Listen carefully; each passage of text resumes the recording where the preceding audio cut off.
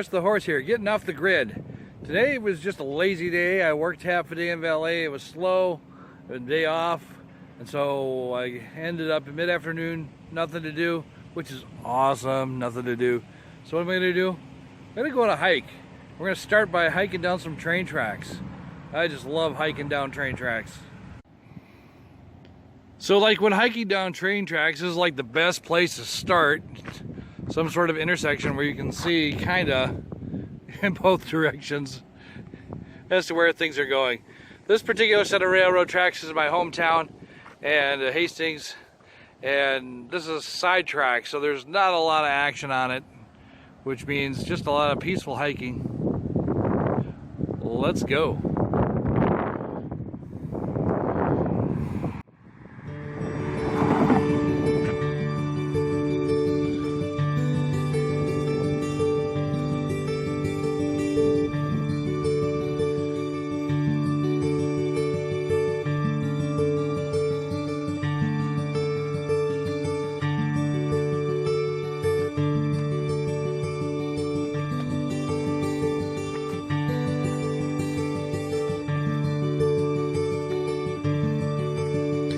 One of the things that I like about hiking down train tracks is there's usually nobody else hiking down the train tracks, which means peace and quiet. Nature all by yourself, and yet still in front of you there is always something cool to look at. You know, part of van life is being adventurous and going on adventures, and this is certainly one. And in honor of that, I have decided that I'm going to walk all the way to Chicago on these train tracks. Yeah, from Minnesota all the way to Chicago. We're gonna do this. No. You know, maybe I'll get lucky and find something really cool on this journey, like maybe a body or a wristwatch. I suppose if I had Pokemon Go, I might find some cool Pokemon. Anyway, it's just about the peace and quiet. Well, here's interesting something number one. Feather. More feathers.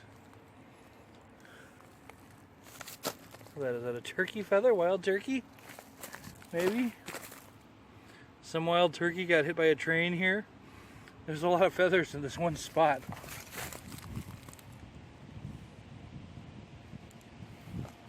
A lot of feathers. Beautiful, aren't they? Even more. See, there's another one. I'm not sure if that's turkey, wild turkey. That would be my guess. Doesn't look like a hawk. See? Neat. Always find something on train tracks. Always find something. Let's keep going.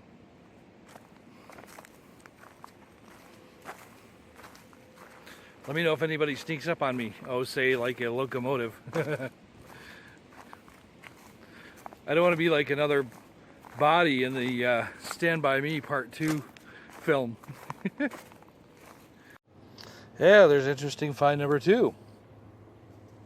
Free fishing bobber. Nowhere near water, but free fishing bobber. There she is. Hey, beautiful. Hey, beautiful.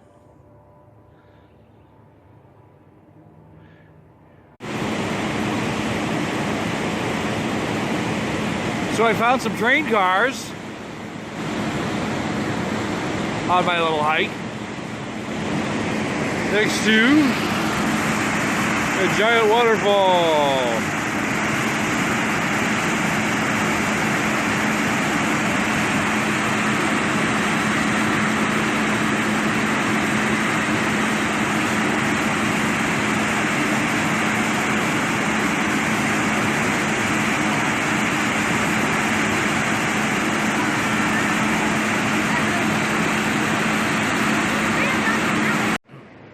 So as I'm walking along here, I just wanted to say something. You know, this video really isn't much about too much today. Just enjoying life in general. And I think, you know, if you're out here in nature, you can find anywhere, someplace beautiful, peace, quiet, a place to reflect. And if you can't, that means you got too much going on up in here. That means you're thinking too much, and you gotta let that go. And it's hard. It's hard, especially if what's bothering you is, you know, deeply emotional. I mean, you know, you want to sit back and go, why did this happen? Why did that happen? You know, and I think for a lot of us who get caught up in that cycle of thinking, you know, it's hard to break. You know, you want to know why, and sometimes you just never find out, and sometimes you're better off not finding out. But when you don't have the answer as to why, you know, that question why that eats you up about the scenario, you know, that has you stuck in life over and over again, that's when you get to that point in time where you just have to decide to let it go and know that there's nothing you can do about it to change it or anything like that. And that's hard, you know. I battle with that all the time. Yeah, I'll be great for months and months on end, and then something will spark a memory or a thought about some old situation, and I'll be wiped out for another month, you know, right back to where I was, but wondering why, you know. But you know, let that go, guys. It's hard. I'm not gonna lie to you, it can haunt you for years, it really can. But at the end of the day, you can't let that run your life or decide where your future is going. I mean, because obviously what happened was in the past. So instead of wondering why, you know, when you're out in nature, stop, let that go, and just soak it in, soak in the peace and quiet of Mother Nature, and appreciate what you have. That's very important, you know. And I'm not saying that if you're struggling with an issue that keeps haunting you over and over again, that you don't appreciate what you have. Been there too. Sometimes that just happens. It's part of the healing process, and some of us take years to heal. And you know, I pray for each and every one of you who's going through that. But in the meantime, you have to find places, even little tiny places in your life, that you can change and move forward. I highly suggest meditation. You know, go online to YouTube and find some, you know, videos on meditation. That really helps. Exercise helps.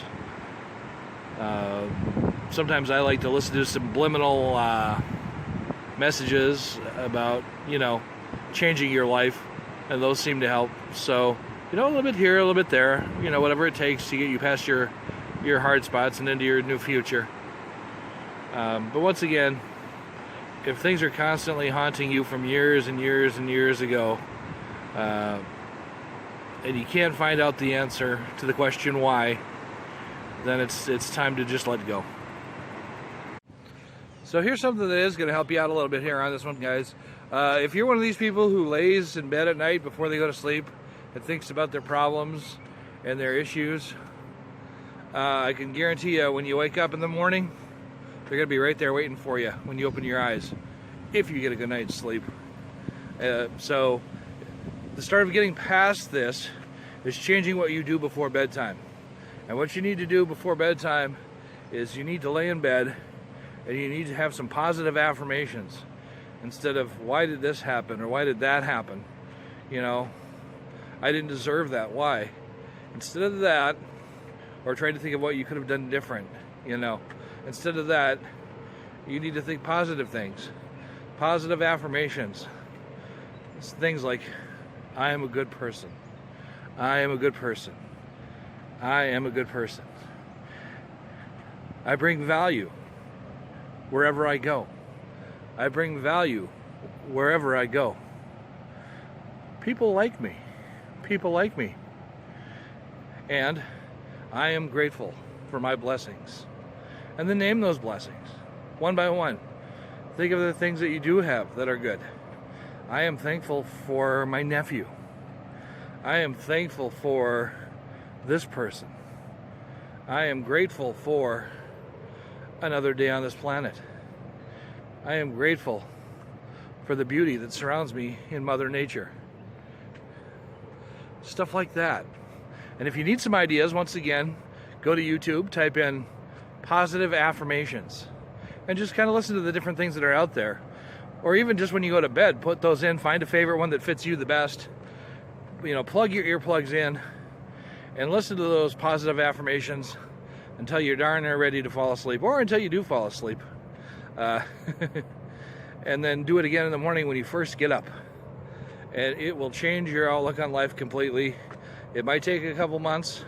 It might not seem like it's working at first, but for the majority of you, it's a good first step. What was at the end of those tracks that we started walking? Well, this way is the old Hastings, Minnesota train station. The lift bridge for the train and the barges. That is a engine repair facility right there. And right over here, we have some engines. Canadian Pacific, to be exact.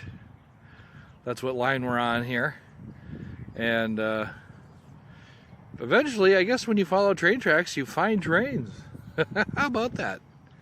We're gonna head up into the rail yard a little bit and see what they got hiding down there. Guess what I saw, you guys? Check it out. You know what that is? Those are those little wheels that you can put on your van or your truck, and they drive them down the railroad tracks like a train. God, I wish the Betty were here. I would so love to put those on the Betty and go cruising down the tracks. How awesome would that be?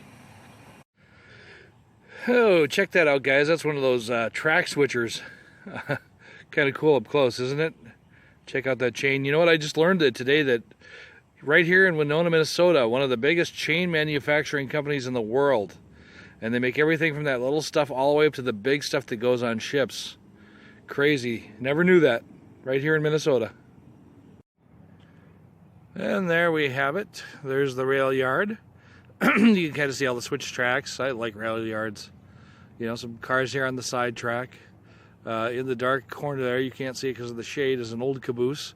And sadly enough, cabooses are becoming rare because they don't use them anymore. There used to be a guy back there or two that would jump out and take care of the back half of the train and do the switches and stuff like that.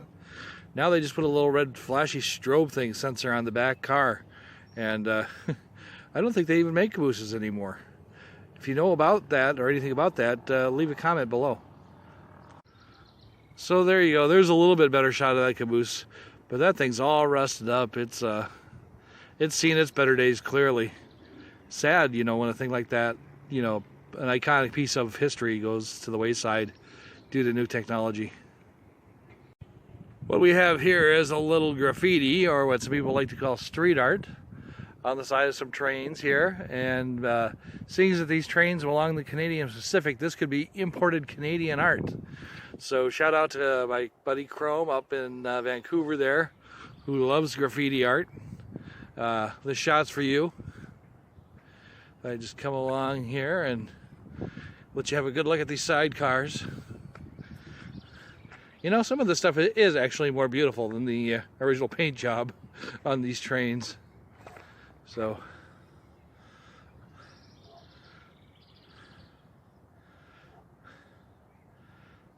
there you go, Chrome. That's for you, buddy. So a lot of people are saying, hey Keith, why did you get in the van life anyway? And I just wanted to share something with you. It was about an adventure and a change of pace in life instead of doing the same old over again, hoping for better results. I think that sounds like madness to me, the part about doing things over and over again and expecting better results. Anyway, that was part of it. But here's another reason. I got to realizing the value of life. Life is so damn short. And, just since the last video, I've lost another coworker friend. His name was Mike Smith. Great guy. Worked with him for many, many years. And he was going to retire last year. And he decided not to retire. One more year. Well, about a week ago, he wasn't feeling well, went home from work, and never came back. And I found that to be one of the saddest statements, and the same with my former boss who died last year, Jim Gangle, Red Wing, Minnesota. Died before they got a chance to retire. We spent our whole lives working, so that when we're 60 or 70, we can finally stop and smell the roses. But for many of us, it's going to be too late. Do you really want to wait that long? Do you really want to take the chance that you're not going to have a heart attack or a stroke or get cancer or die in a car accident before you retire, before you get a chance to enjoy life, you know. Guys, seize the day, every moment. Enjoy every moment you can. Do crazy stuff, you know. I mean, yeah, I'm going to Disneyland, taking my family to Disneyland, me and my daughter, here in 7 weeks to see the new Star Wars land. And, you know, I could put that $3,000 for that weekend into my bus and get a lot done. That'd be awesome. But at the same token, I'd be missing a wonderful 3-day weekend that will be in here and in my heart, you know, forever. At the expense of a new floor and some wall foam. Is it really worth it? The wall foam can wait. The experiences can't. So, you know, get out there and have experiences every day. Don't rot away in your apartment or your house. You know, after you get home from work, you're tired. You sit and watch TV till bedtime. And, you know, maybe go out once or twice a week if you're lucky. Don't fall into that pattern. You know, take some chances. Do some adventurous things that you always wanted to do. Because if you keep saying someday, someday, someday, someday you'll never come. And you'll never do it. So, just a thought there, you know. I know, I'm crazy. What do you do?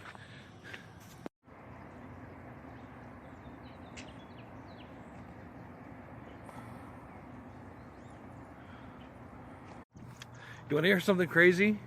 When I went to college, I went to film school, film, radio, TV, broadcasting school. Wanted to make movies like George Lucas and Steven Spielberg. And actually after college, I went out and shot a movie, a full-length feature movie that I had written myself. And one of the scenes was right back there in that alley. Right back there. Crazy, isn't it? Yeah. I shot this whole movie. It took us 3 years to shoot it. It was about a killer bear that turned out to be an alien spirit. And anyway, this was a small town that was near the state park where the story took place. And we shot it every night after work for 3 years. And 3 weeks after we got done shooting, the cops show up and arrested the main actor for molesting children. And all my sponsors and everything went right down the drain. My full investment, I put at least 15 grand into that project. I had cable deals lined up with HBO. This was back in the late 80s. And just all went to heck. Crazy, isn't it? Uh-oh, I found something. And now it's time for Monk Meditations with Keith.